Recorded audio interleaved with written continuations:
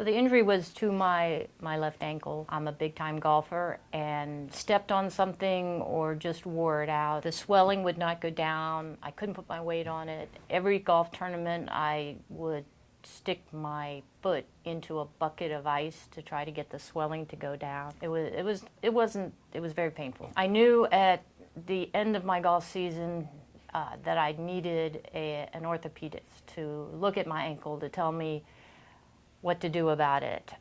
So Dr. Neufeld looked at it, he did the x-rays, he took other images. I had no cartilage in my joint. My ankle was misaligned.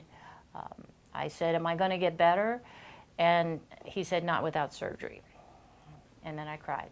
Getting your ankle cut open and a prosthesis inserted is a big deal to an athlete. I didn't know how my body was going to work after the surgery. I was so excited because the device that they were going to put in was brand new at that time, and I was going to be his first patient for that. 5.5 months after surgery that I was let go from PT, I felt very strong, and 1 month later, I entered my first golf tournament. And went to Florida, didn't know what to expect out of my ankle, and it held up like a charm. That following June, I played my first golf tournament.